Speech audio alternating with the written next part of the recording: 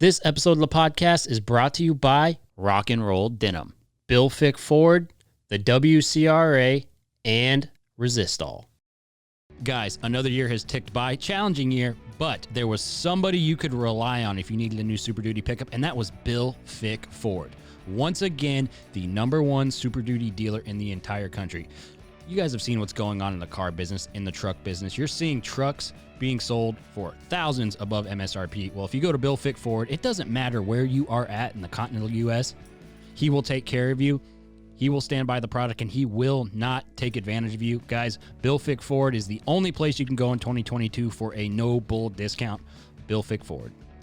Are you a rodeo athlete looking for new ways to earn money? The WCRA is all for rodeo, and you can be too. How does the WCRA work, and how do you earn money, you say? Start by nominating any event you are going to be participating in prior to the performance starting. You can nominate anything with publicly verifiable results. Team roping jackpots, 4D barrel races, rough stock only events, pro rodeos, whatever, as long as it is verifiable. Basically, any rodeo event counts as long as the event has public and verifiable results. You are eligible to earn WCRA points.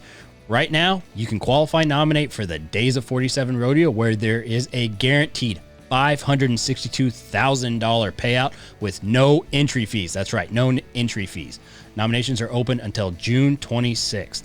Every athlete who competes at the event will receive a $500 appearance fee. What? Appearance fees in rodeo? And an additional $750 if they advance to the gold medal rounds. How do you start?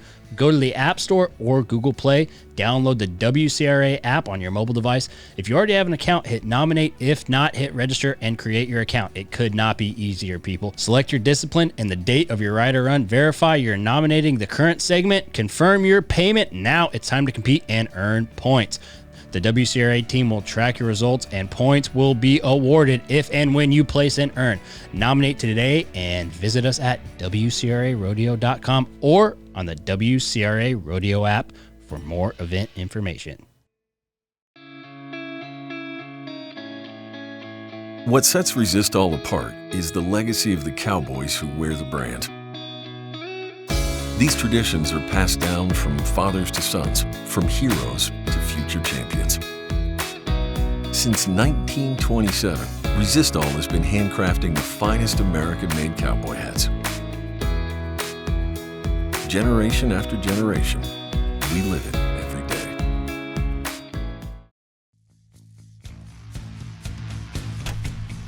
This is The Gauge with host Chance Conradu. Are you freaking serious? It's Conrado.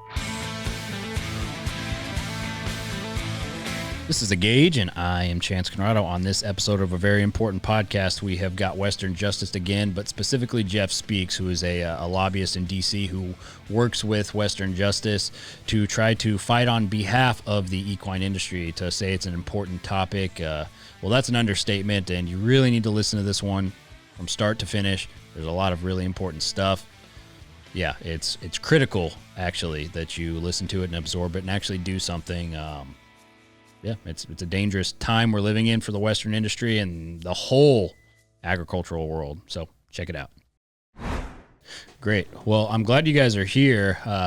David, you brought a guest, a very important guest, and you guys are going to get into different aspects of the PAST Act, and you're really trying to get this message out on what's going on, but I'm sure there's probably more stuff you want to talk about as well. But if you would introduce yourself, because, I mean, you've been on before. People are in our industry, and, I mean, obviously this reaches out further than just our industry, which is great, but you've been on. People know what Western Justice is. We've been pushing it, and people seem to be responding, and so that's great. But when you asked, you guys were coming through town and you wanted to stop by, I was like, absolutely, let's hear about this. So first and foremost, tell us what the point of today is and kind of the mission here. Well, one of the I brought Jeff along. I really wanted Jeff to come along just because I can sit here and preach to the choir, and here I am, the one talking about all these issues all the time. But Jeff lives the problems in D.C., and when we need something done, I can call Jeff and talk to him about it, and we can get things accomplished that way. So the goal is to have Jeff be a full-time, lobbyist for Western Justice, and right now he's donating a lot of time and helping out and being really good about it. So But I wanted Jeff to lend some credibility to what's actually happening and the things that are coming down the pipe that nobody's paying any attention to, and that's things to do with the PAST Act and what it means, because there's a lot of people saying things that aren't real, or they're pretending like the PAST Act isn't going to affect anything other than the Tennessee walking industry, which is so that's been the number one question, right? So as soon as you look up, and I got the stuff you sent, but we also did some independent research as if we were looking it up, and literally the only thing this PAST Act seems to be is targeting the Tennessee walkers and the soaring, which to the layman, if you're looking at that, if you're reading that, you're like, oh, this is a great idea. And you even have organizations in the horse industry supporting it based on data that we pulled. Yeah, absolutely. Which, to bleeding hearts, you're going to be like, well, absolutely, this is a terrible thing. And if you're in an industry that's not Tennessee walker like I am, I don't know anything about that really, other than the way that they walk and that they utilize different chemicals and what have you. But if you read that, first thing that pops up on Google, you're like, this is an atrocity. It must be stopped. Just the layman person. Right. And one of the things and that's what the animal rights groups want you to think. That's what they want you to think as soon as you read anything about that. But the reality is soaring has been illegal for over 30 years. Yeah, since the 70s. And the Humane Society's been using the same stuff. And they're very incremental. And Jeff, he talks a lot. We both know this, and we talk a lot about it. The incremental... you had an analogy, say your China analogy on this deal, because that's very, it's right to the point with what they're doing. I mean, it's as Dave said, the animal rights outfits are very very methodical. They're patient, very patient. Most problematic, they are amazingly well financed. And all of those things come together. They're very patient with their agenda. And their agenda is very simple. It's like they don't want animals to be used for anything. I think it goes a little deeper than that, but it's the Chinese are very patient, very methodical, and all of those things, and that's a whole different topic. But when you look at these organizations, again, they're very coordinated. They're they do so many different things from so many different angles, and their resources allow them to do what they want to do, not only at the federal level, but actually in states and cities, communities, et cetera. And that's the problem. So.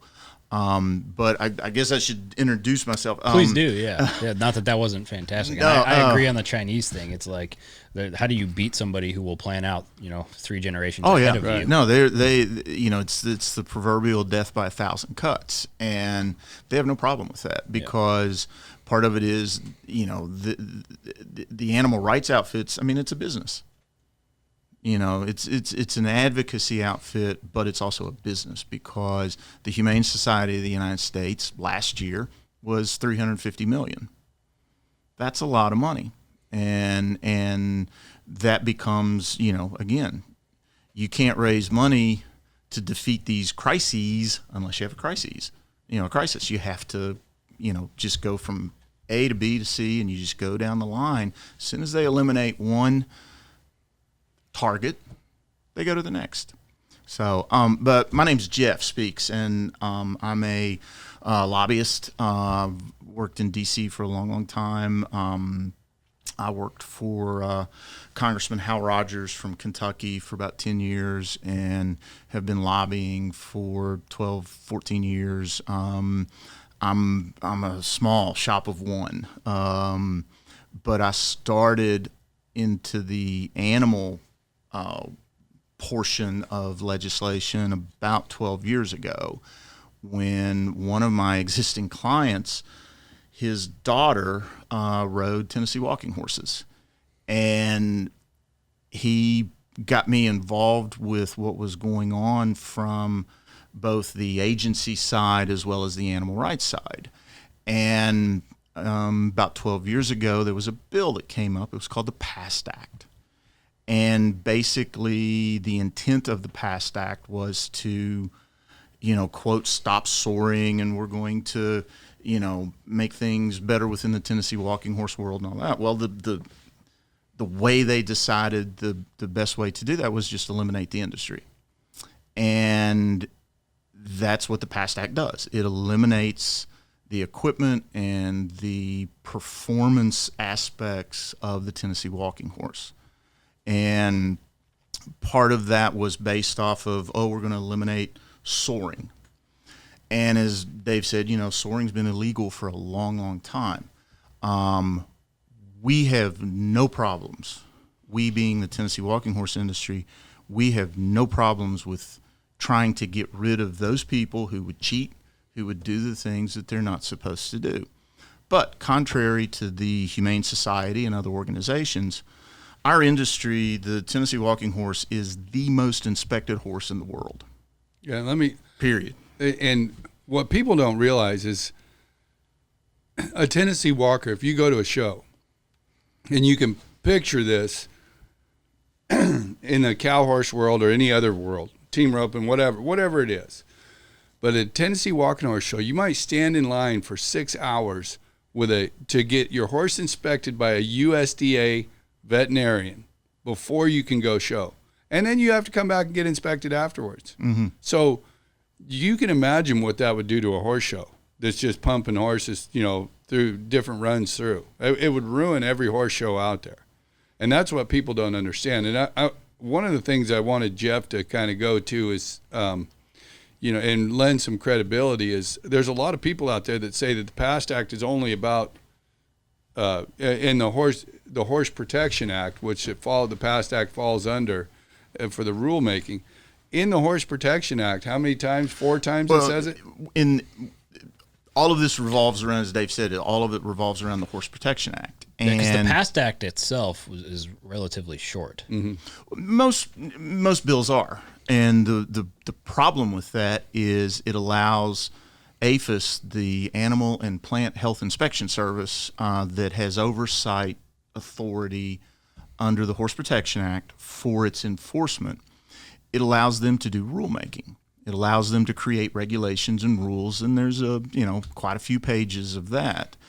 But when we were fighting the PAST Act, we had been very successful. We stopped it a couple times, and then the Humane Society, with Tom Vilsack as the Secretary of Agriculture, decided to go a different route, and they got Secretary Vilsack to agree to issue a proposed rule, a regulation that literally took the PAST Act and put it into rule form.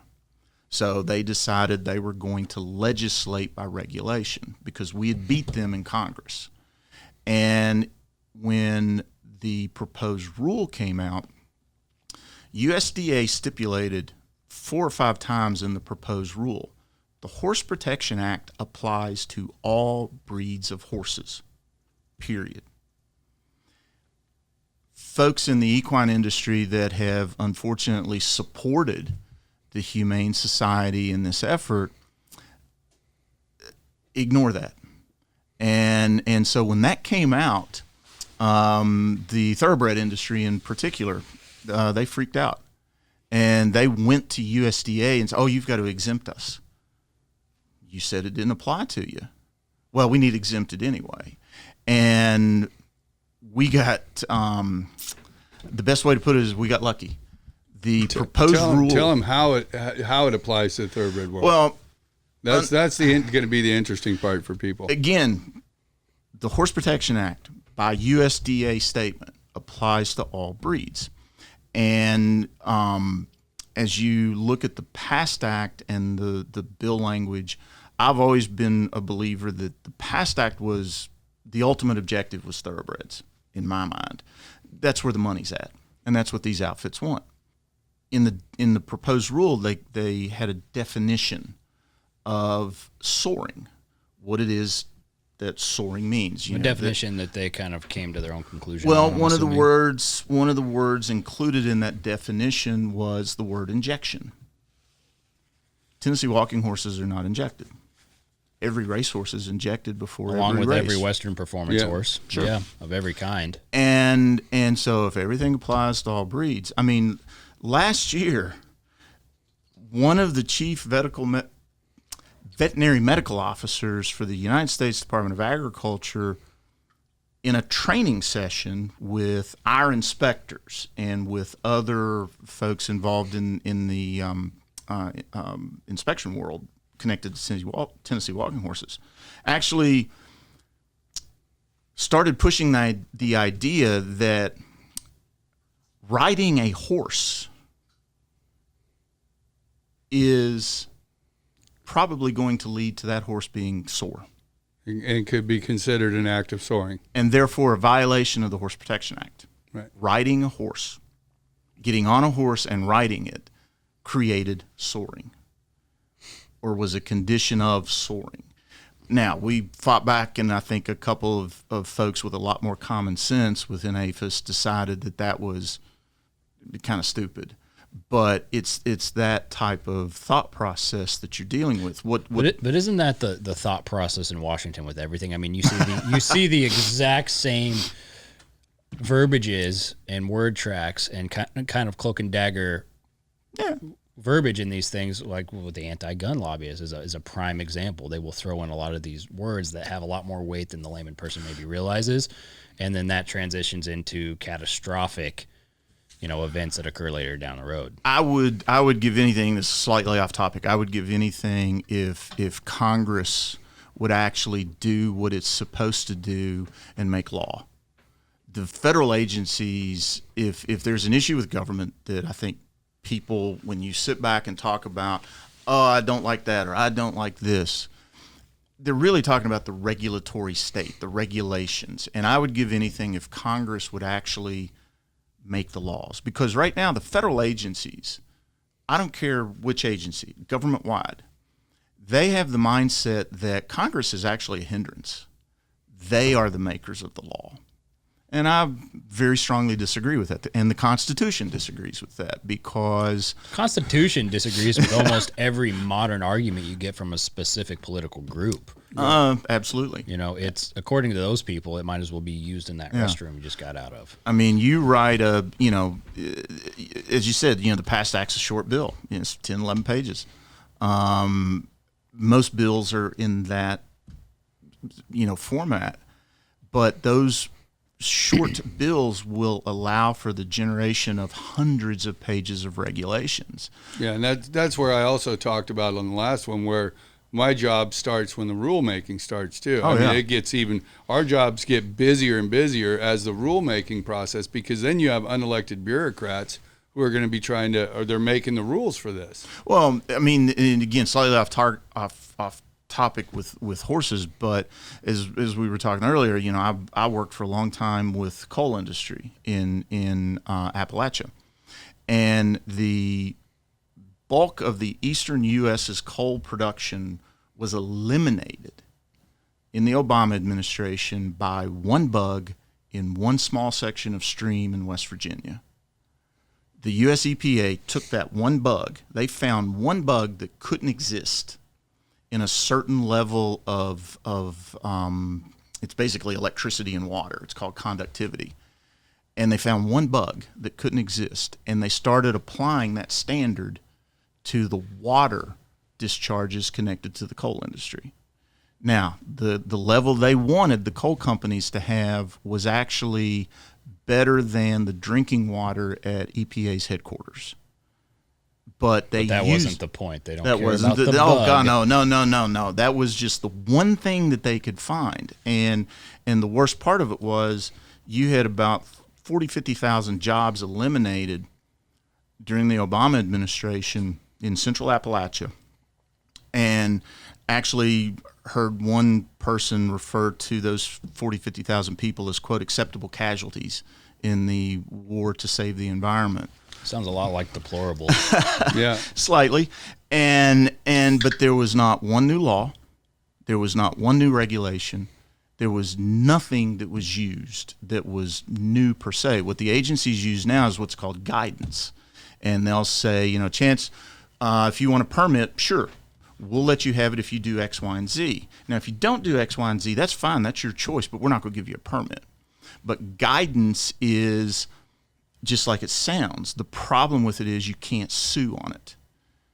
The courts have ruled that guidance is not a, quote, final agency action, so you can't sue. But that's what's driving all of these different things. And again, back to my point, Congress has to take back that which it has given away, which is making law.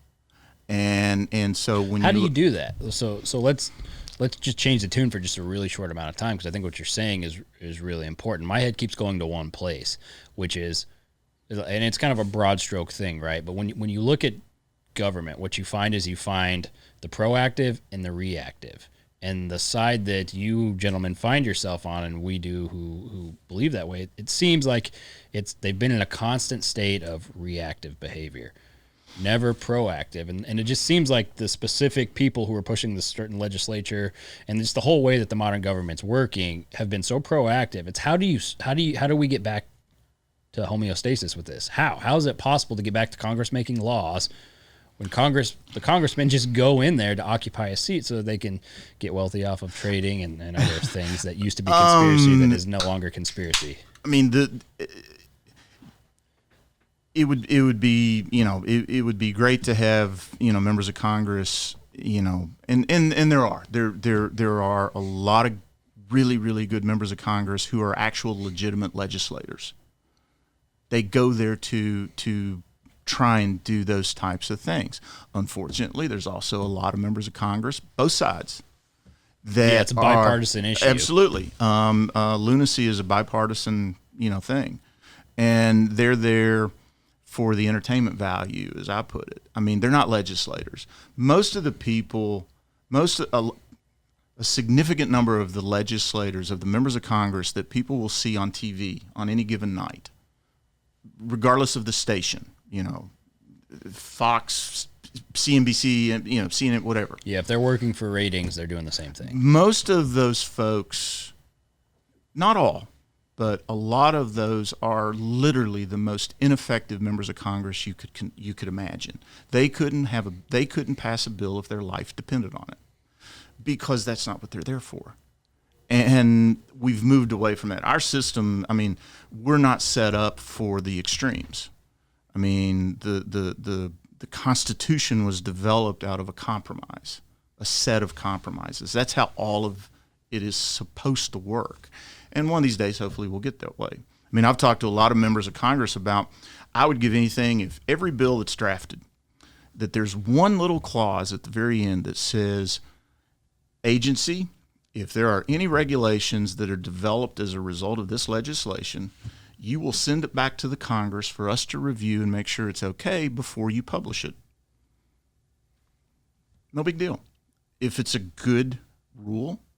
And again, the regulatory stuff was set up because, there's a lot of things going on. We were talking earlier, you were building a trailer today. So you're dealing with aluminum. Well, there's regulations on how that's made and the content and all of those different things. And those aren't bad things. Those are good things. But it gets out of hand. It gets out of control. You've got agencies that, they're regulating industries where there's literally a third of what they used to regulate. But they got more people, they have more people than they did 10 years ago. And you can't justify that.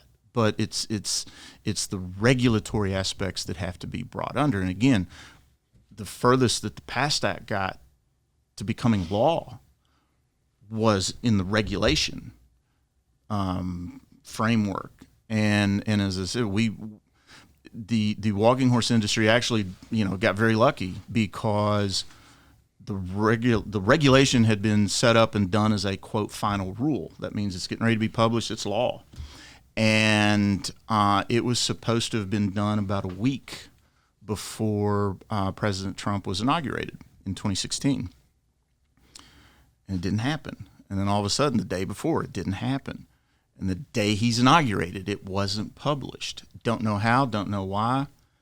but it wasn't. And that day he did an executive order putting a halt to all rulemaking and proposed rules and things like that. And it's, if somebody wants to see the difference in administrations, you look at the last couple weeks of the Federal Register that was published under the Obama administration and the first few months of the Trump administration. Explain that in depth for people. The Federal Register is a document that the government it's produced every day, and it is a catalog of every proposed rule, every regulatory action that an agency wants to take. And matter of fact, they have to put out, in 2 months we plan on doing this, or in 3 months we're hoping to look at that. And so the Federal Register, it's a public document, and it lists what are called proposed rules. So, the Department of Agriculture says we're going to, we want oranges to be a certain size. And so you put that out there and people are allowed to comment. Well, that's the stupidest thing I ever heard, or that's the best thing I ever heard, and here's why. And the agency typically already knows what they're going to do, but that's part of the law. They take comments. And it's a process, and then it's like a nationwide city council meeting. Exactly. That's a good analogy. And once those comments are received, the agency reviews all those, takes it, and then it goes to the Office of Management and Budget for review. And again, there's 2 or 3 more layers, and then it'll come back, and it is then put into what's called, the final form, and it goes to the government printing office. And they're going to print it in the Federal Register as a, quote, final rule. And that means on X date, when it's stipulated in the document, it becomes law. It becomes the regulation. So if something doesn't get published, and in this case, it didn't get published, and then President Trump put a halt to all rulemaking, it didn't go away. The agency, Department of Agriculture, quote, withdrew it. They shelved it for... They shelved it. Yeah, that's a good way to put it. They shelved it in the sense of for, quote, further review.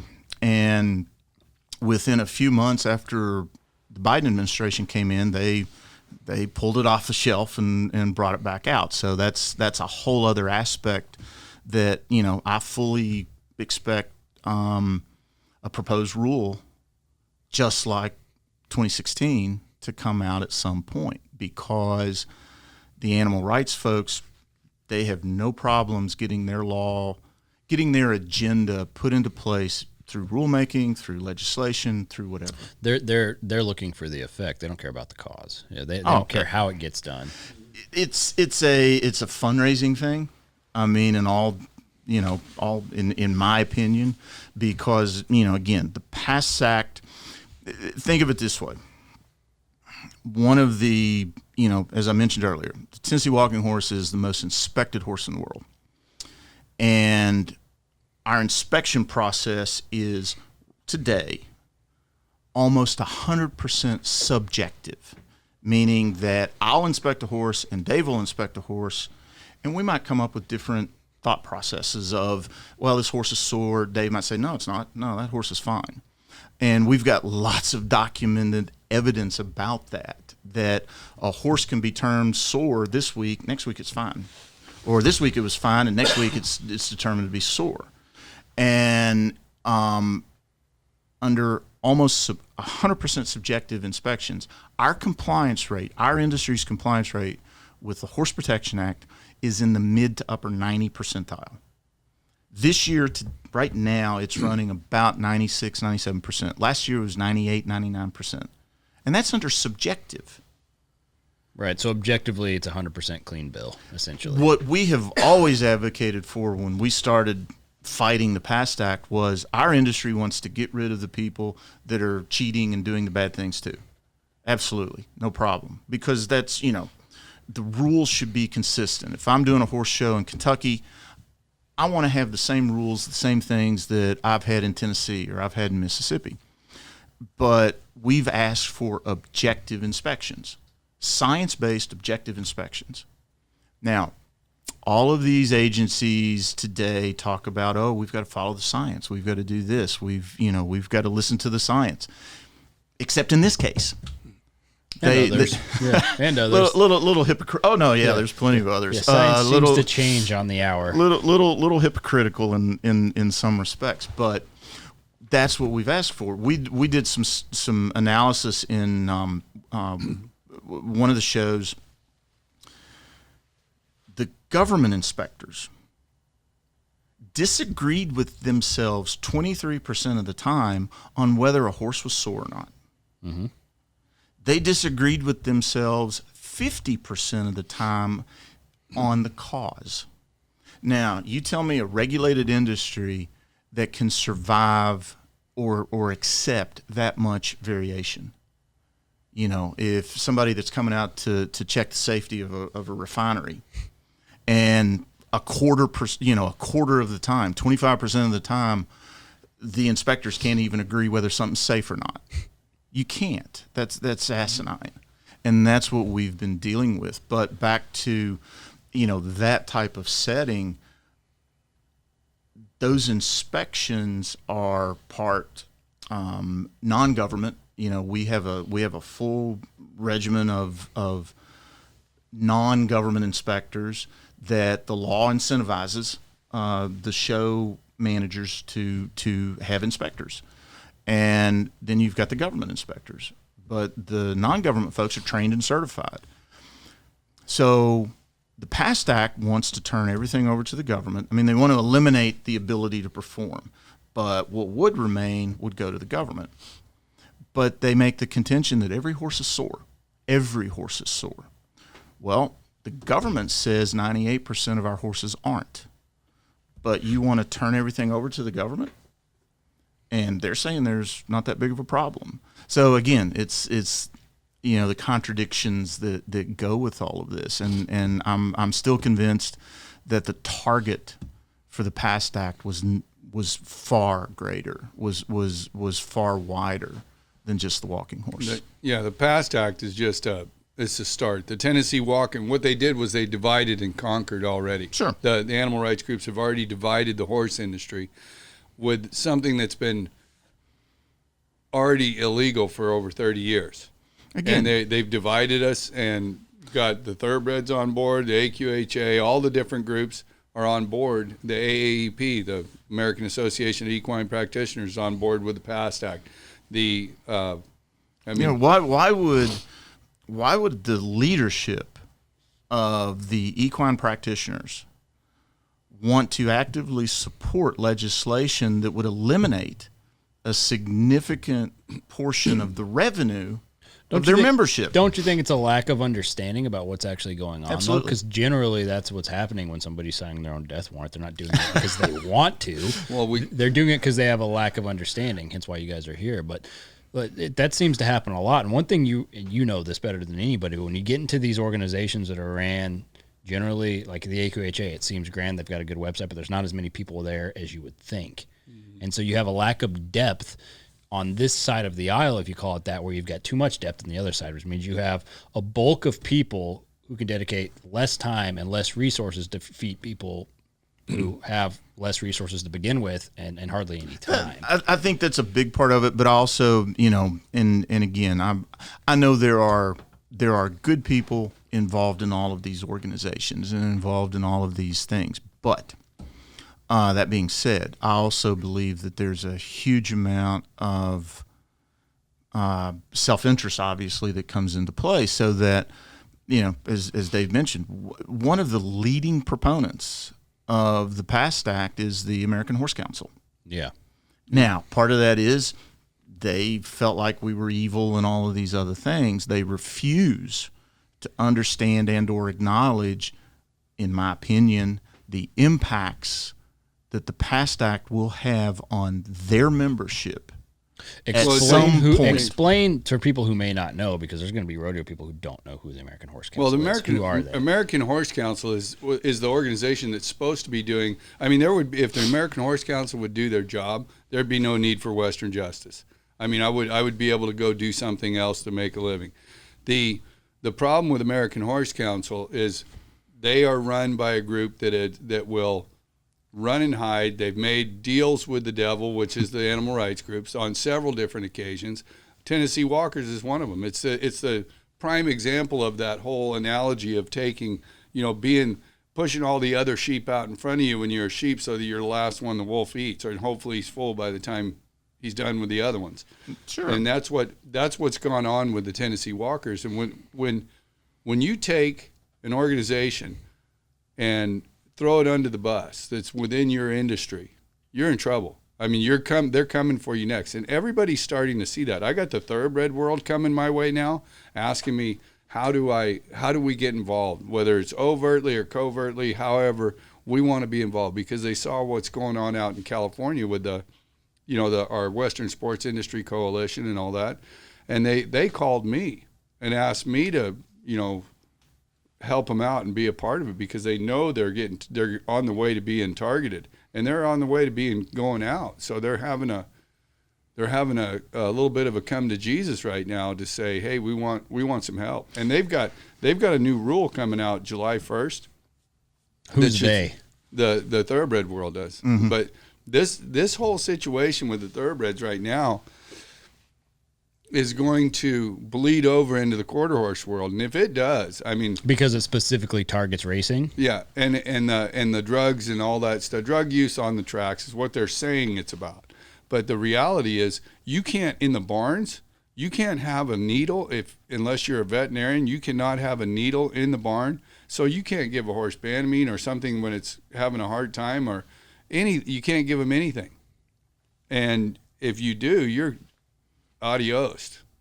Our horses, the walking horses, have been cited for violations of the foreign substance aspect of the Horse Protection Act, and USDA won't go through the effort of actually creating baselines to say that this is acceptable or that level is acceptable, et cetera. So we've had horses that were deemed to be in violation of the Horse Protection Act for having fly spray, for having soap, for having shampoo, any kind of shampoos absorbing, for having aloe. Yeah, they'll because those are, quote, foreign substances not allowed by the Horse Protection Act. And it'll show up on their testing as an astringent or something like that. Yeah. So and so the key part of this Horse Protection Act is it targets every species and subspecies of horse. Can or does? It can, in the sense of, again, if the PAST Act goes through, it will allow the rulemaking, it will allow the regulations that would take it in the direction that the animal rights folks want it to go. I mean, here's their main goal, just so it's really clear to people, is the complete and total eradication of anything that it has to do with riding a horse. 100%. Is that correct? Absolutely. Yeah. They don't want you to use an animal for anything. Period. Well, like I said on the last show, the one rule that was in the PACT Act that we got stripped out was, or one of the things in there was that you couldn't weigh more than 10% of the animal's body weight. That's you were right. riding. I mean, that puts me on a draft horse. And you can bet I'm going to ride a dirt bike before I'm going to ride a draft horse. Guys, Rock and Roll Denim has absolutely changed the game when it comes to the performance and style in Western jeans. Top competitors like Shad, Tim O'Connell, Shelly Morgan, you name it. Your boy right here, we're all wearing Rock and Roll Denim. Inside and outside of the arena. It gives you the flexibility you need to win, as well as looking absolutely great in your interviews, appearances, whatever it is you're doing. Even when you're just doing podcasts like me. I had a chance to go to Rock and Roll Denim's factory the other day and pick out all the pants I wanted. Here's the thing. I got to try on a bunch of their new jeans. I love the men's Revolver jeans with the reflex stretch technology because they're comfy. They're not stiff like some of the other jeans. Go check them out at rockandrolldenim.com or follow Rock and Roll Denim on Facebook and Instagram for the newest trends in Western fashion. rockandrolldenim.com. But, again, last year, you think of all of the really horrendous things that were going on within the racing world, thoroughbred racing world, with respect to cheating at the Derby, and then the deaths that were occurring at all of the racetracks. You never heard Humane Society say anything. When we were going, the PAST Act's been around for a long, long time. There's actually only been 2 legitimate one legitimate legislative hearing, and that was in 2013. There was a hearing 2 weeks ago on the PAST Act and the SAFE Act, and you know, the Democrats really talk about how, you know, they're so concerned about democracy and all of these things. We were not allowed to have a witness. Not one for our side of the coin. It was one ASPCA gal that read off a litany of, the animal rights talking points against the horse industry, and that was the only person that got to testify and enter. But we did have, like on the SAFE Act, because of this, we had the SAFE Act.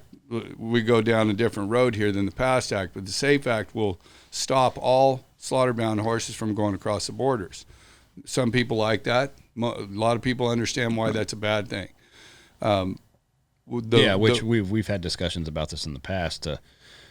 Mixed reviews, but about the whole eradication of horse slaughter in the country and what.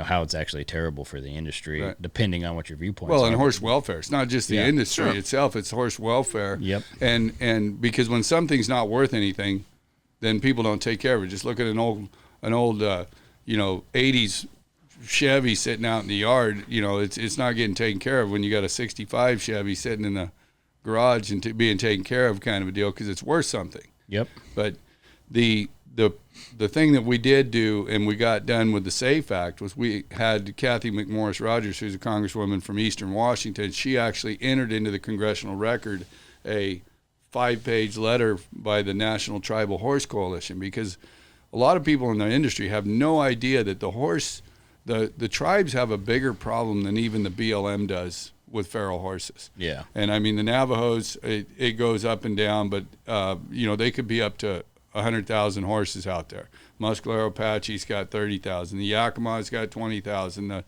you go on with all these horse-based tribes that have feral horses. They've got probably, between all the tribes, I'll bet you they got it double, if not triple, the problem that the BLM has with feral horses. And a lot of the problems, like at Yakima, their horses are so inbred. I've never seen another horse with 4 club feet in my life except for one of these inbred horses up there. And then I saw a horse that his head was longer than his neck, because they had no place to go with them, and they weren't able to get rid of them, and they're getting so inbred and overbred. Now they're to the point where they're only a big one's a 700-pound horse, so they're not worth anything. They're not riders. They're feral. They got club feet. They got a leg going every direction, and they're, 700 pounds at a maximum weight. So there's that. Because we got that entered in the congressional record, that should slow that one down. But there's 225 members of Congress that have signed on to this thing. Sure.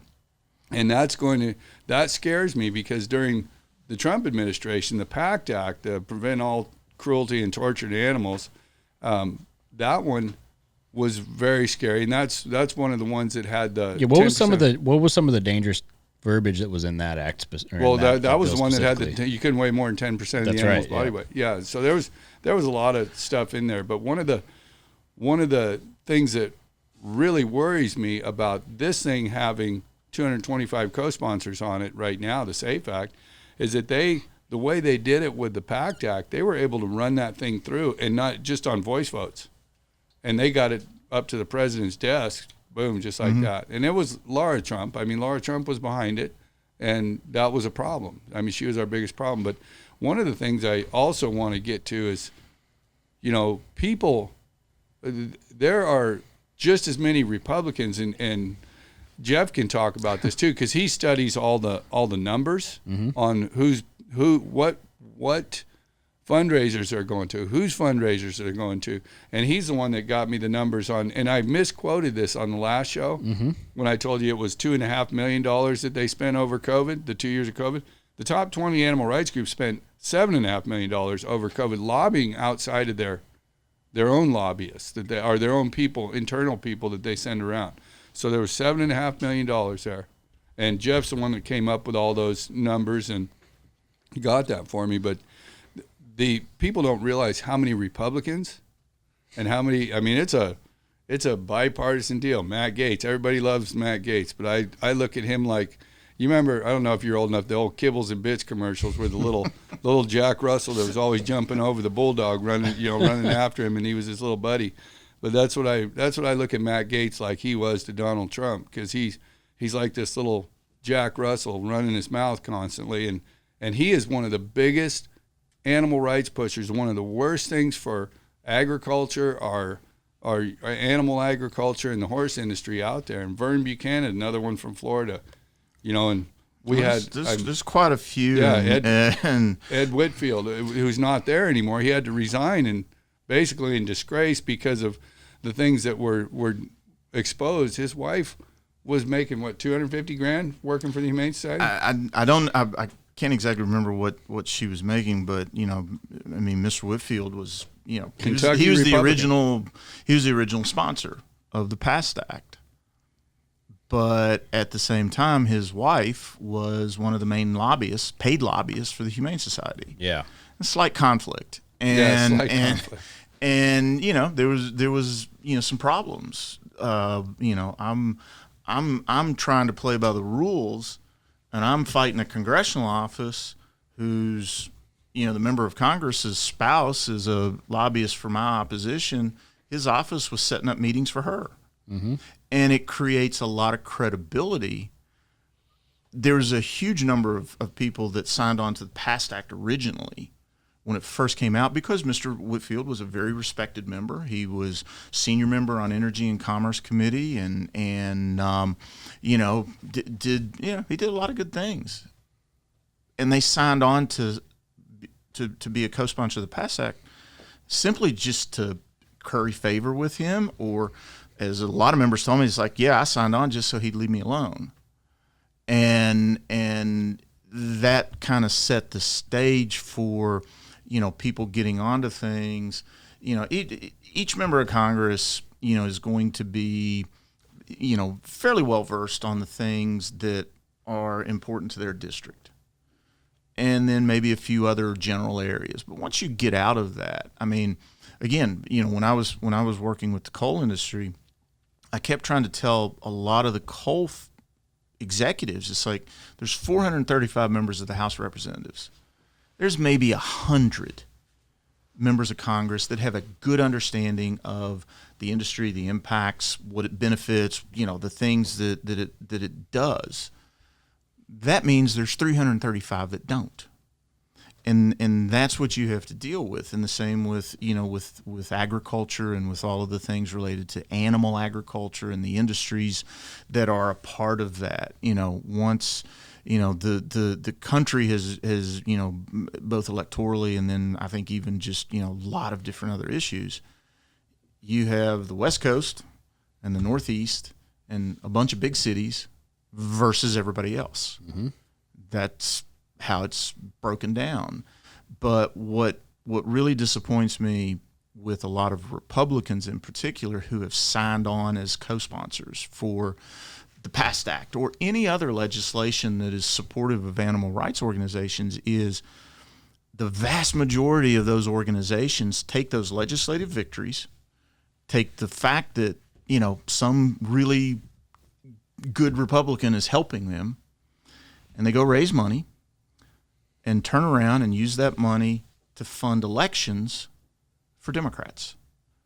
So a Republican is actually helping the animal rights folks do the things that they want to do so that Republican stays in the minority. Mm-hmm. That's not real swift. It's pretty asinine. But when you look at the Republican Party, it's like it's the modern Republican Party, meaning like the last 10 to 15 years, is one of the most depressing and almost embarrassing parties of politicians, right? Like if you look at what the Republican Party was versus what it is now, it seems like there's some people coming in who are helping to kind of usher out those, what did Trump call them, rhinos or swamp? What did he call them? He called them something funny, but I would disagree with you slightly, mm-hmm. and primarily because I'm just a little bit more old school. Sure. In the respect that, members of Congress, again, it takes 218 votes to pass a bill. Sure. And on most issues, you're going to try and approach it from a compromise perspective, simply because that's how you do things. And so, the rhino part, what that term has got applied to is a lot of what I would call very effective legislators, because they know how to legislate. They know how to work. They know how. Compromise is not necessarily a bad word. I mean, you ask the question: would you rather have 80% of something or 100% of nothing? Yeah. And on so many issues, we've lost that capability.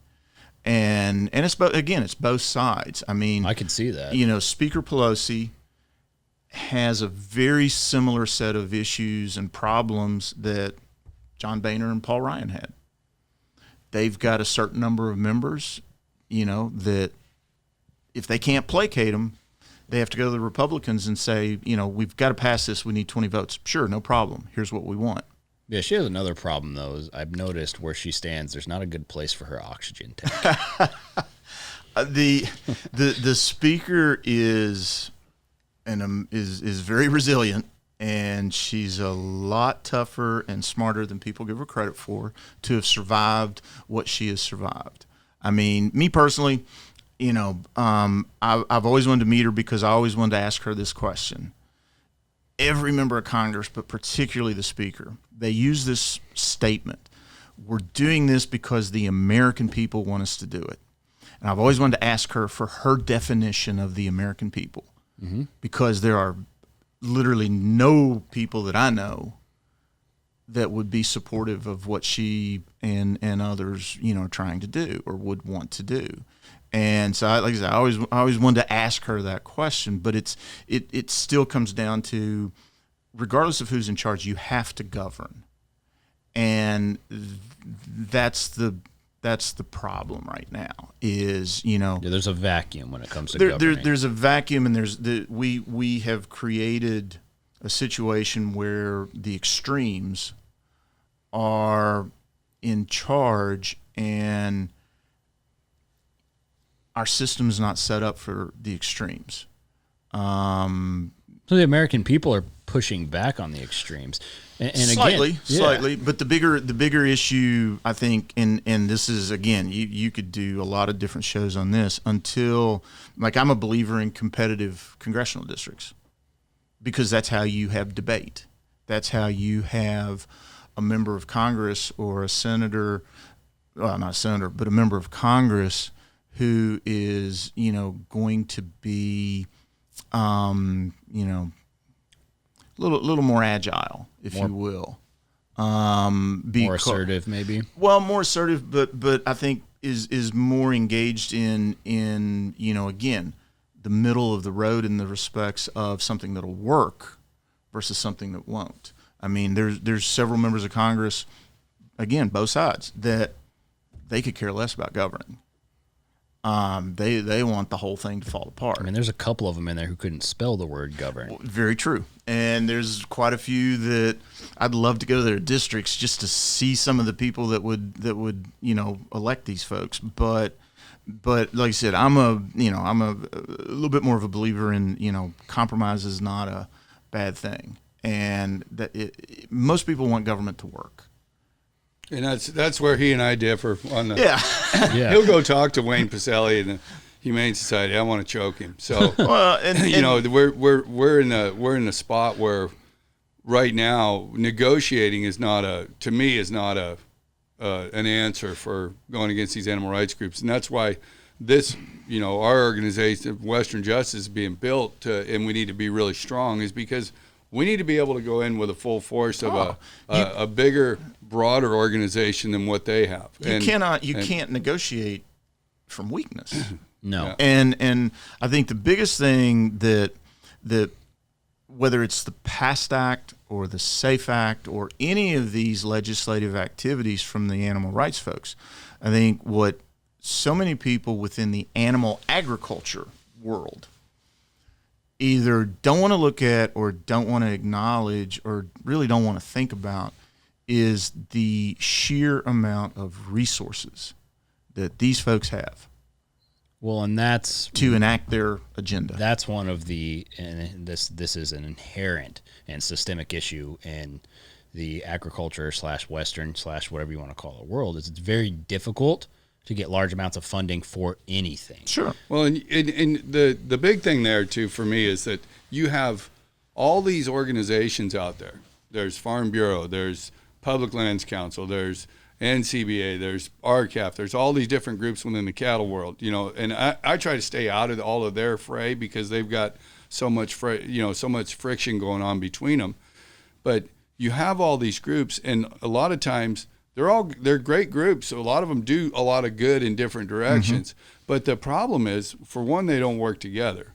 And two, they don't bring everybody together. And then once you get those organizations big enough, you don't have enough, you can't agree on anything.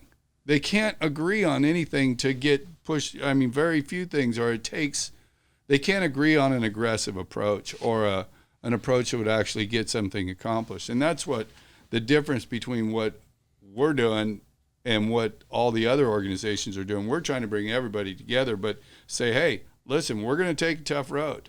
We're not going to sit back and watch these guys lay it on us and just hammer us. Well, we're going to take it to Isn't them. that one of the staunch and key differences between this side of the fence and that is they can hone in on just one thing and all of them rally around it. Absolutely. Like, absolutely. Hurt animals bad is as simple of a verbiage as you could possibly put it in, and everybody, for the most part, can get behind that Well, message. it's like puppy mills. They coined, the animal rights group coined the phrase puppy mills. Yes. And they used that, they made that, and they built it just like you see those montages on, whether you watch Tucker Carlson or whoever you watch, you know, they'll do those montages, all these guys that are, you know, all the different the news hosts from all these other stations saying the exact same verbiage, using the exact same word. I used the analogy with Dave. We were talking one day, and I said, you know, from my experience, I said the animal rights outfits, you got to give them credit.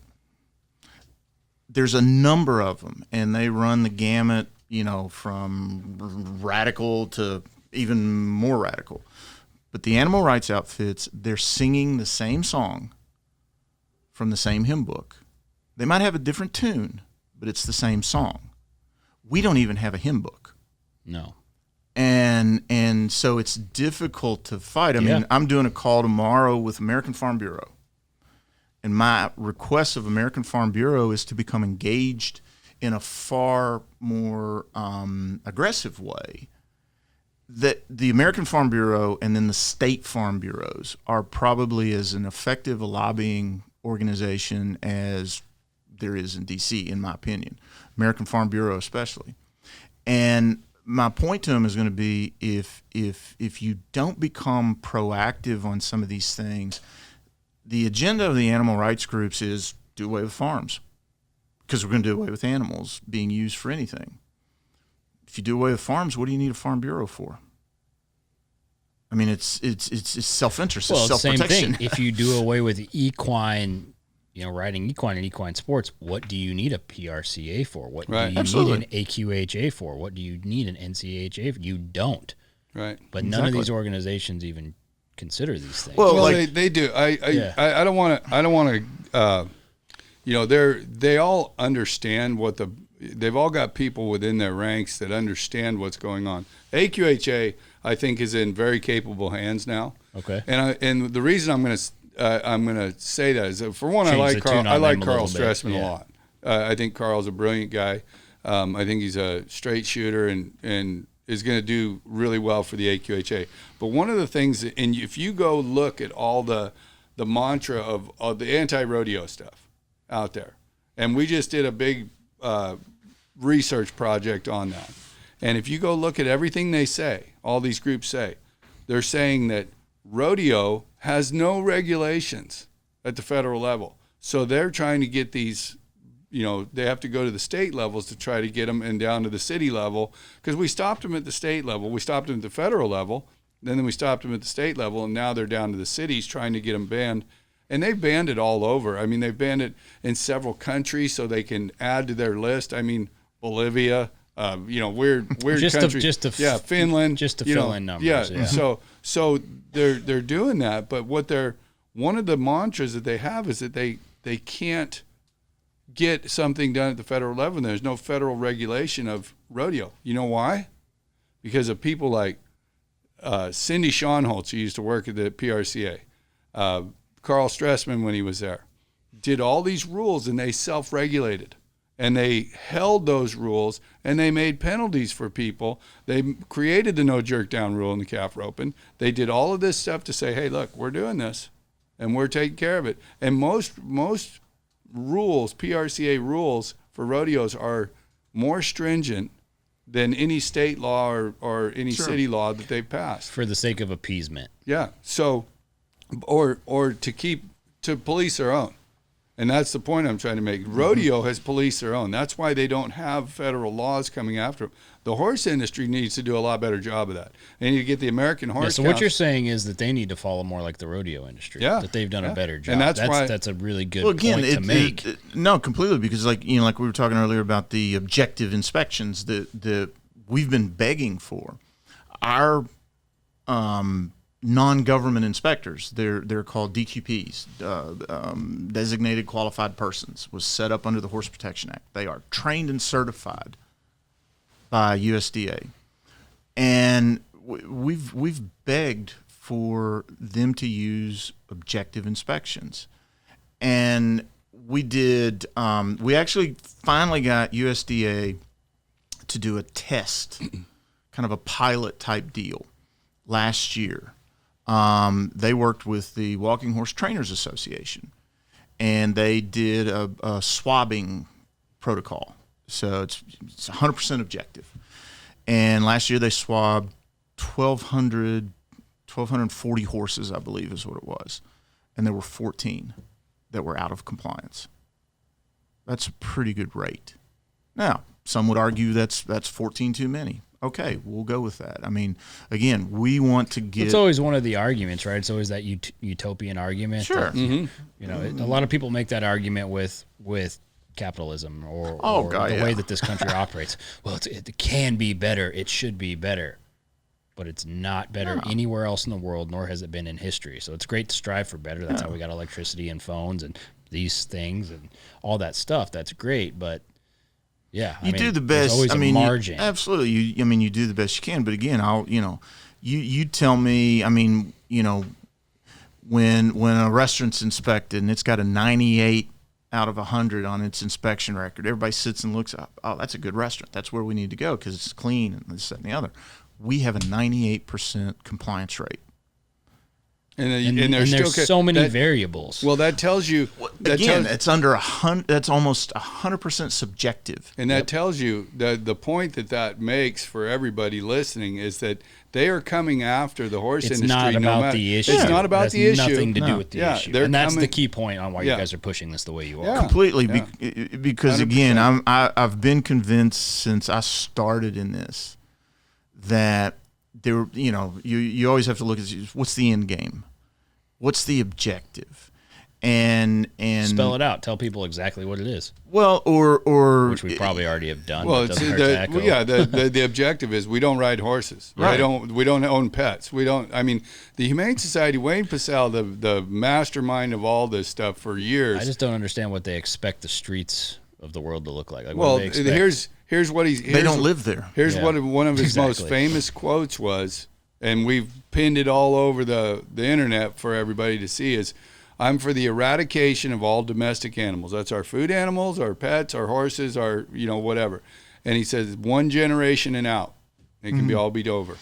I mean, that's what they're for. One of the leaders, and I'll be honest, I forget the name of this person, but there's all this info that's out there now. I mean, one of the leaders of one of the animal rights outfits, I'll put it that way, because I can't remember exactly which one, in a speech said that kids who participate in FFA, Future Farmers of America, those are just future terrorists. Yep.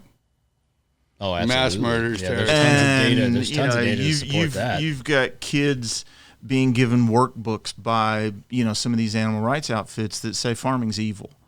farming destroys our environment. And I'm sure they'll vote for wind farms, though. And we get into this is just something that's a little bit off, but it affects ranchers out there. There's a peer-reviewed published paper that came out April 2nd.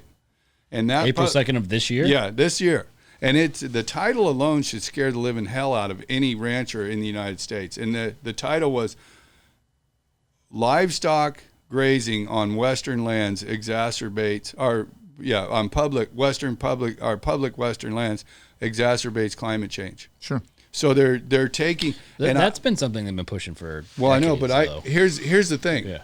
I'm just a dumb high school educated Marine. I'm not a biologist or a scientist or anything, but I can knock a hole. Now, remember what I said. It's a peer-reviewed published paper.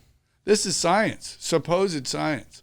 But I can knock a hole. Just in Nevada alone, they used all these AUMs, which are animal unit measures, for grazing. They used all this acreage, and I know of millions of acres that have been taken away from ranchers just in Nevada alone, that they're still using in this study, saying that, and they haven't been grazed for 30 years. Here's you a good topic to check out. United States Environmental Protection Agency is very proud of the fact that they utilize what are called science advisory boards. Mm-hmm. And these are, quote, scientists that are brought together to review and pass judgment, if you will, on EPA initiatives. The vast majority of the science advisory boards are made up of people in the academic community who receive grants from EPA.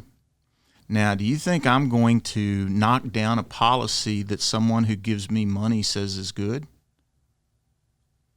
Never.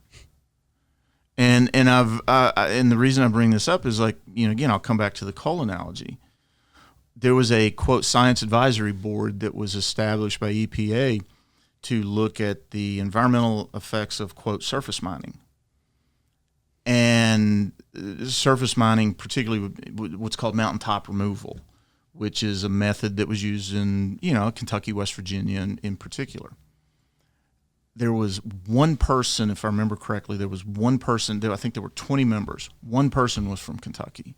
I think there was one person from West Virginia.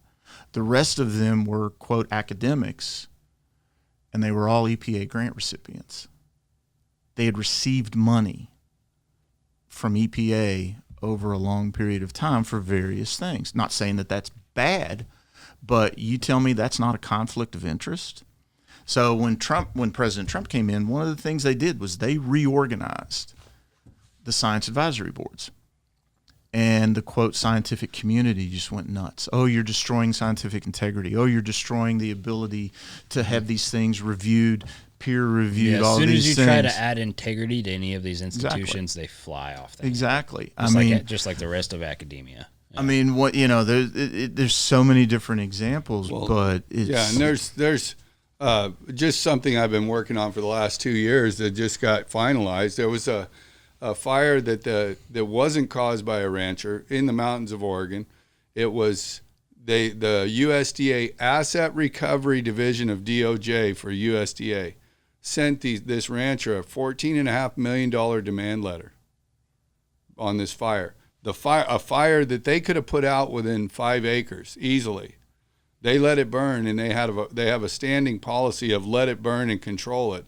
That's why all these fires are getting so out of control out west. But the problem is we proved them wrong. We brought in experts from meteorologists. I remember you telling us about this. Yeah. So that just got done with in the settlement.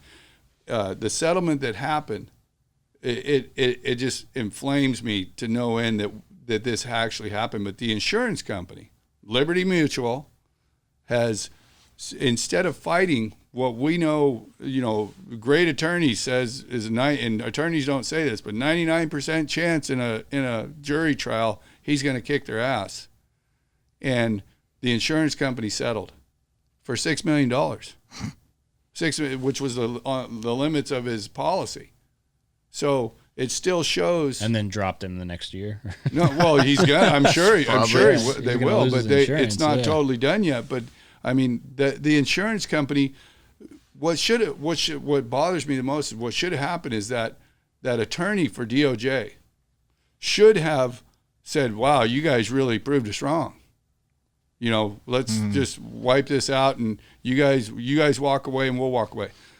She's an attorney for the Asset Recovery Division of DOJ, and they sit and brag about amongst themselves. And I've had whistleblowers tell me this amongst themselves about how much money they get out of things like this. Yeah, and they're going after. I mean, who pays for that? The insurance company paid for it, but I mean, your premiums are going to go up.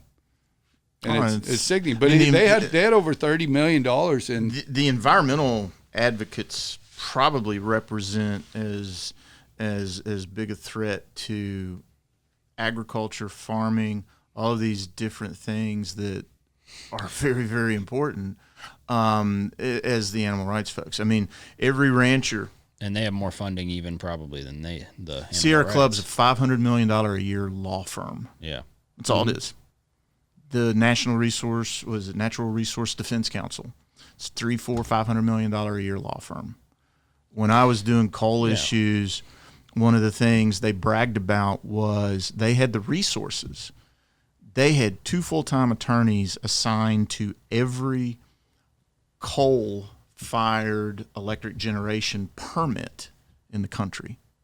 So isn't that one of the most inherent issues with the government, though, now, is that it's just flooded with attorneys? I mean, attorneys run virtually every aspect. That's a big part of it. I mean, there's, something that was, was the law of unintended consequences. I mean, something that was set up that was actually, the intentions were great. So equal access to justice. And unfortunately, what that became was a source of funding for so many of these groups, because EPA, for instance, and keep in mind that, so many of the advocacy outfits are peopled by former agency people or vice versa. Particularly the leadership. Like if you go through the Biden administration's list of the number 2, number 5, number 7, number 12, the political appointees in every agency, look at where they came from. Just look at where they came from. We got an eco-terrorist for the BLM director. Yeah. And I don't mean Black Lives Matter. I mean Bureau of Land Management out west. She is an eco-terrorist. Yeah. And the only reason she's the worst kind. She's the worst kind of criminal, because not only did if she would have went to jail, she probably would have got hung in jail by her buddies, because she not only was doing this stuff and taught people how to do the spiking of trees and the logging back in the 90s and the cattle free in 93 deal and all that stuff, but she was a leader in that. But not when it came down to her going to jail over it, she turncoated and turned state's evidence against all her buddies that she taught how to do that. So she is the BLM director right now. Yeah, I mean, that's, again, just look at where they came from. But the Biden administration resurrected what's called the Waters of the U.S. rule with respect to the Corps of Engineers, EPA, all of that. I mean, basically EPA, under the Waters of the U.S. rule that's going to come out, I mean, they'll literally regulate rainwater off your roof. And Obama had it that way. Yeah, and Trump came in and wiped that out. Yeah, they made it. What the Trump administration did was actually make it, have some common sense. I mean, it's navigable waters. It's not. You have to be able to navigate from the sea into the water for it to be waters of the U.S. When you hear all of the things from the environmentalists about, we're protecting ephemeral streams, it sounds like a really important thing. Problem is 99% of the American population doesn't know what ephemeral means. No. An ephemeral stream, again, you think it's like, it's, a little creek and crawdads and, willow trees and whole 9 yards. An ephemeral stream is a ditch. Yep. Man-made or otherwise. Yeah, only has water in it part-time. That can contain water at some point. And so, again, when they talk about, they destroyed, 1,000 miles of ephemeral stream. People are thinking trout stream. No, exactly. And the words, the definitions and the wordplay that goes along. It's like, I refuse to use, like people describe Democrats now, or certain elements of Democrats is quote progressive. They're liberal.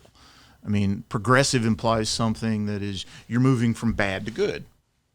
Yeah, progressive has a positive connotation. Absolutely, and that's why they use the word, because the word liberal received such a negative connotation, and it became such a negative.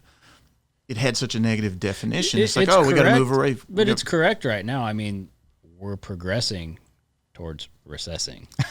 Yeah, exactly. That's a good way. That's a good bumper sticker. Yeah, it is. It's a great one, actually. I think I might make that. I don't think I could retire early. Yeah, exactly. But just that rule, will create so many issues for farmers, and EPO say, we worked out an exemption. Well, just wait. Yeah, it just seems like they're constantly working on verbiage to keep themselves employed for all of time. Mm-hmm. Yeah, it's really smart if you look at it from a strategic standpoint. Well, I told Dave earlier we were talking earlier about again with the coal industry, and one agency that regulated this, that oversaw safety. You had a third less, you only had a third of the mines that you did previously, but they had 3 more inspectors. Yeah. And that's you can't justify that, but it's the way it goes. Yeah, but it's not something that can be undone. So here's a big question. The average person on this side of the fence, if you want to say that, I know I've referred to the fences quite a bit in this, but it's just such a perfect analogy. What do they do? Like, so where are we at with this past act? Where is it at currently?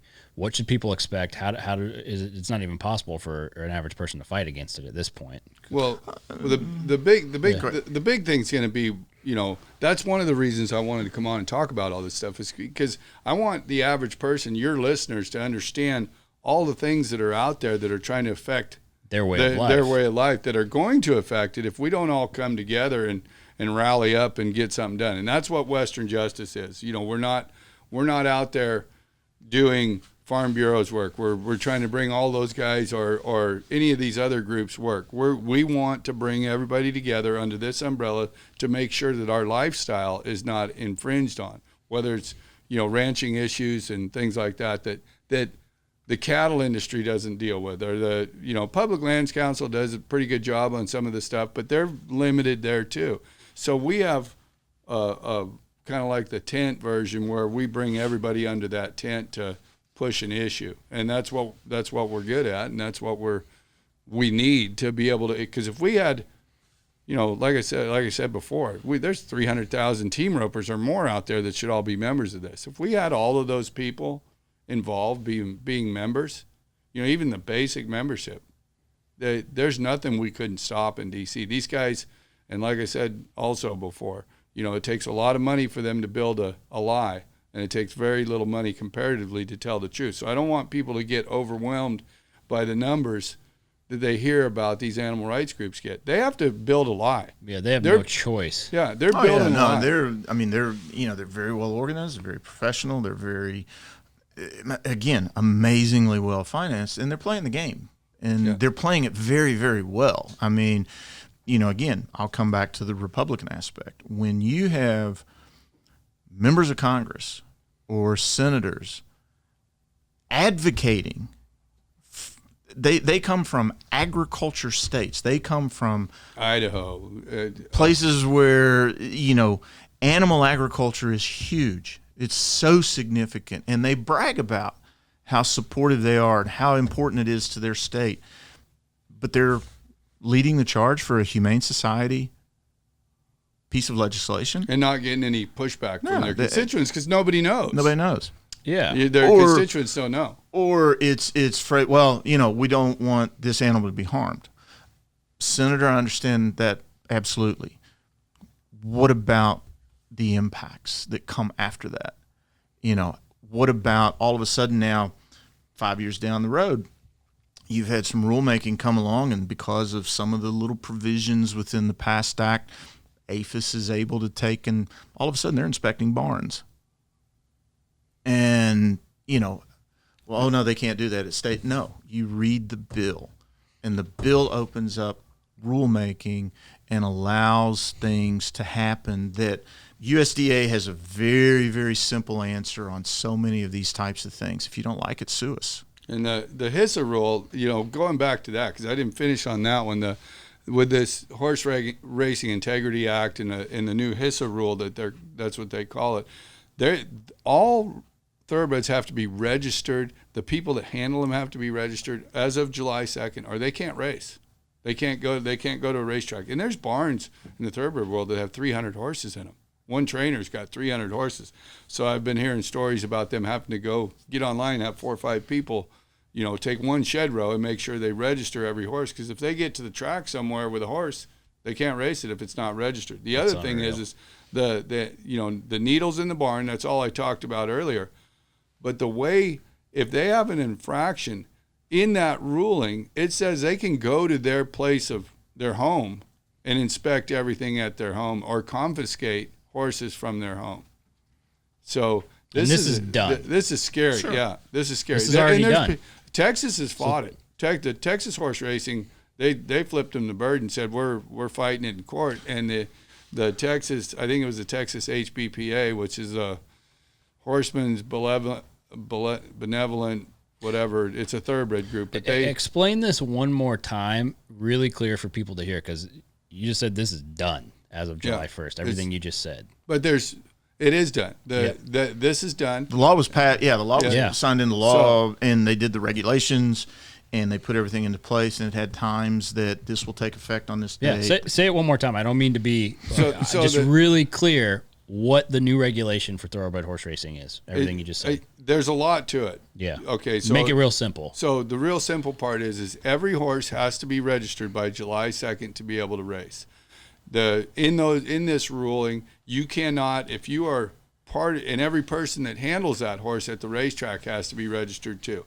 You also cannot have needles in the barn. They can't do any therapeutic kind of stuff to the horse, whether it's notwithstanding, I mean, you look at Lasix and all that stuff. It's not just banning that stuff. It's anything. So you can't give a horse Banamine if they desperately need it. Yeah, if they desperately need it. You got a horse that's hurt on the track, and you got to get it out of there before you can give it Banamine.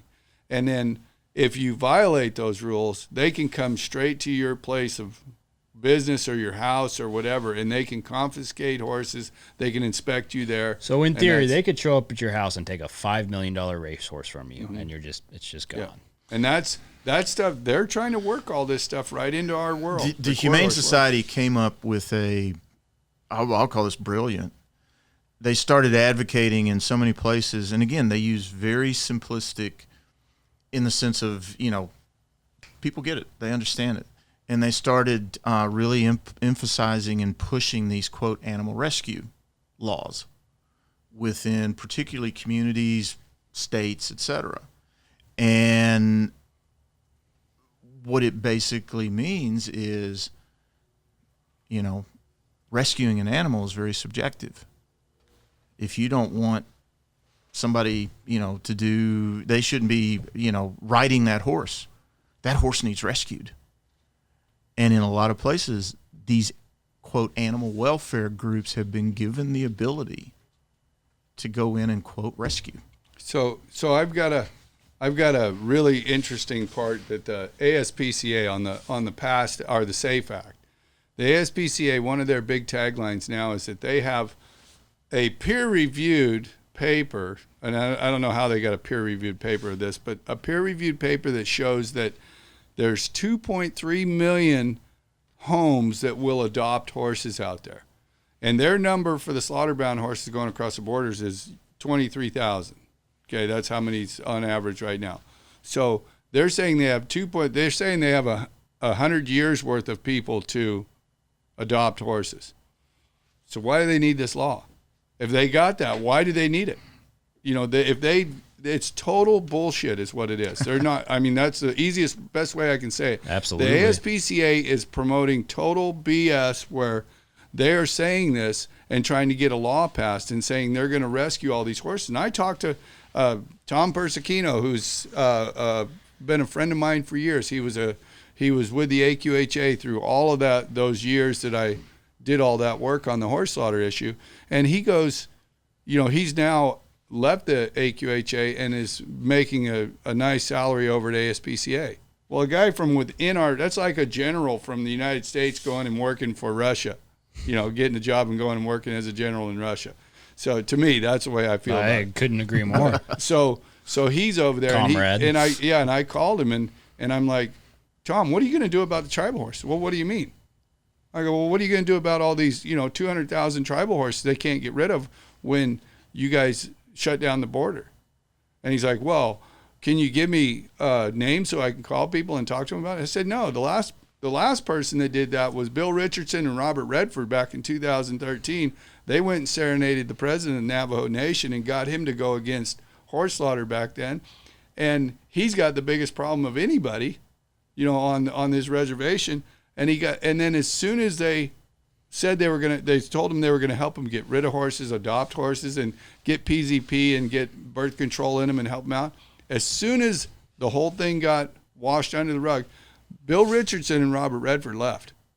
They never showed up again. So the Navajos, the people that I've talked to there, and I'm not speaking for the Navajo Nation because you don't speak for the tribes when you're not a tribal member, or even a tribal member doesn't. But I know a lot of people at the Navajo Nation that were involved in that will not have anything to do with any of those kind of people anymore because of what they did to them. They told them a total lie and then walked away from them. Like that's never happened before. Yeah, exactly, to the tribes, yeah. Tribes have been beat up that way forever. But you had Robert Redford, who's, huge name, and Bill Richardson was a huge name, and they went in there and made a big fanfare out of it, and then they lied to him and walked away from him. Yep. Sounds familiar. Yep. So what does the average person, the person who this may affect, let me ask this question first before I do that. Let's say worst case scenario is what takes place. Everything that shouldn't happen does happen. What do you guys think the shelf life on the horse industry is if everything goes the way these people want it to go? Do we have 5 years? Do we have 10 years? It'll be incremental. Yeah. It'll take some time. And the problem with all of us is we never step up to fight until it's too late. Yep. Or until we're, and like I said last time, I would much rather keep the genie in the bottle than let it out and try to put it back in. Yeah. And that's what we've been doing and working really hard at doing, because if once you let that out and then it slaps people in the face, like I can go to a team roping and they have no idea they've never heard of anything that's going on. Most people have never heard of this. So that's why I'm asking for there's a reason I keep coming back and saying, let's not give political answers. Let's be really crystal clear. Yeah. Because we got to have a strong, people don't want to be engaged. Okay, don't be engaged. Let us be engaged because we're really good at it and we're working hard at it. So let us be engaged. Let us protect you. But we're your insurance policy. Yeah. So I'm going to ask the question again. Everything goes wrong. You just have to guess. I'm going to ask you. How much time do we have?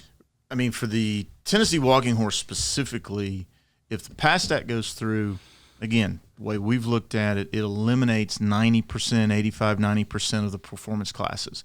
So the Tennessee walking horse industry as it exists today would basically cease to exist within whatever time frame the rules would take effect. It's probably a year, 2 years.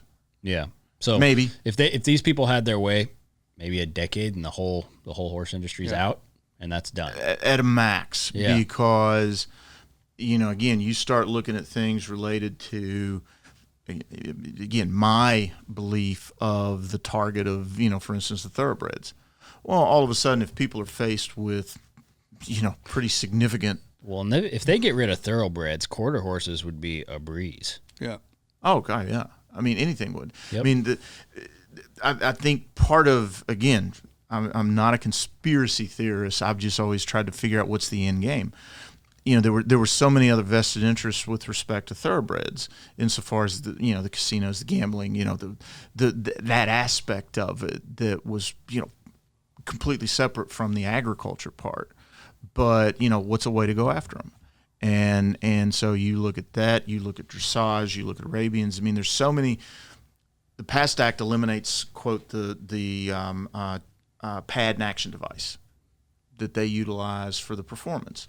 There's a bunch of horses that use different size pads. Yeah, we got there's a lot of rope horses. There's a lot of regular Tons of horses, pads. out there and they're not wedge pads on necessarily very radically different from what is used on a Tennessee walking horse. Just size and thickness. That's it. And really not even a huge difference sometimes in that part. And again, I never could figure out why these other equine outfits would advocate, for the PAST Act, outside of just, again, maybe the deal was, well, we'll help you, get rid of them and you leave us alone. Yeah, that's the iceberg that eventually hits the ship that we're all on. Right. Oh yeah, they're all lined up. Yep. But if people have their day jobs. I mean, they have so many different things to deal with besides stuff like this. But this is livelihood. I mean, University of Tennessee did an analysis, and the Tennessee walking horse industry basically supported around 20,000 jobs. That's people that work, the trainers, the farriers, the vets, vet techs, the people that sell feed, people that sell this, that, and the other. And the same is true for any animal agriculture related entity. They figure there's probably 12 to 15 people connected to every person showing a horse or going down the road. Yeah. I mean, minimum. Yeah. I mean, you talked earlier, again, we were talking about you were putting together trailers. And, all of the things that go to make a trailer to haul a horse. Yeah, I mean, just my business alone employs, from our 3 locations, you're talking 30 plus people just there, and that doesn't even include what happens after the sale of that trailer. Well, So, it's like, and then you multiply that across the whole United States, and the Western industry has millions of people who are attached to these things. It's absolutely dangerous. So we are running a little short on time, and I think the message is crystal freaking clear on what needs to happen. And I mean, first and foremost, thank you guys for fighting a fight on behalf of an industry who doesn't really realize they need a fight half the time. Yeah. But again, what do you need from people? You said it on the last podcast, but ask again. Tell people what they need to do. I need people to be members. We need people to become a member of Western Justice. And tell them again how to do it. And Western Justice, you go to www.westernjustice.info, sign up. I need as much as we need money, we need people. So if you go on, and we got several levels of membership, and if you have $250 to spend and you got 5 people in your family, I want all 5 of those people. I don't care how old they are. They can all be a member. And I would rather have 5 $50 memberships than one $250 membership. And that's the key to it. The numbers, I go to DC and if I go to DC and I've got 200,000 members, that's going to mean something. That's as big as the AQHA, and 3 times or 10 times the size of any of the other groups out there. If people would just be informed, if they would just look and understand, what's the line from famous line from a movie, follow the money. I mean, it's look at those organizations and what they're advocating and what they actually stand for. They publish everything. They're on their websites. Go look at their websites. Go look at the statements. Even if you don't want to look, it's very simple. You just said that you are the organization who opposes those organizations. Yeah. You don't want to look? Great. Give the donation and let Western Justice, the people in this organization, do the looking for you. Right. And fight the fight and again, just try and push against these things. I mean, these agendas are so long term, and they're so impactful across so many different areas, and that's what you have to try and fight. And again, the PAST Act is framed as it means this, and it's the Tennessee walking horse industry is very small with respect to so many of these other equine outfits, but it's a doorway. Yeah. That's all it is. It's a doorway, and it was written to be the doorway to get to these other outfits. Yeah. That's what we got to be careful of. We got to have a strong voice. And there again, that's what I was talking about. Come be a member, help us out so we can be that strong voice within the industry. I mean, we've got some really cool stuff coming on. We just started building Casey Jones, the steer wrestler. He's actually just started building. We're doing a rural America platform, basically, it's gonna be a benefit to Western Justice. It's not gonna be, but change.org has 487 million users. So we're gonna do a petition site like similar to change.org. We're gonna do a crowdfunding like GoFundMe on the same platform, and then we're also gonna do a survey deal. So we're putting that together. It's all funded. We're going to put it together and get that up and running. We need everybody to come on when we get that. It'll probably be 4 months before that gets out, but that's going to be huge because that'll build us a database of all of rural America. And we're going to have, then we can go to DC with real polls instead of, some poll that's affecting the horse industry where they polled 1,062 people in downtown Chicago, and that's what they've been. The animal rights groups are hanging out. They're just so freaking dirty, aren't they? It is dirty. Oh, I mean, polling, you can make a poll say anything you want it to say. Yep. And that's what they do. And it's part of, again, the messaging, and we would call it deception. They would call it good marketing. Yeah. Well, guys, this has been probably the most informative and probably the most important episode we've done out of any politicians or celebrities or rodeo athletes or regular athletes. He's a celebrity. I'm way down there. So you spoke on so much valuable stuff, and I'm really glad that you reached out so we could do this. I hope everything goes well with Jeff tomorrow at the Cowboy Channel, and so I thank you guys so much. And if you're listening, and I know you're listening, act. Don't just listen to it and say, oh, that's a good point. Actually do something. Stand up. Help fight. It's not a big ask that Western Justice is asking, and they sure are giving a lot more than they're asking for, so actually take action. We live in a day and age where no one takes action. Be the opposite of that and actually do some shit. So thank you guys. Thank you. Thanks, Chance. Thank you very much.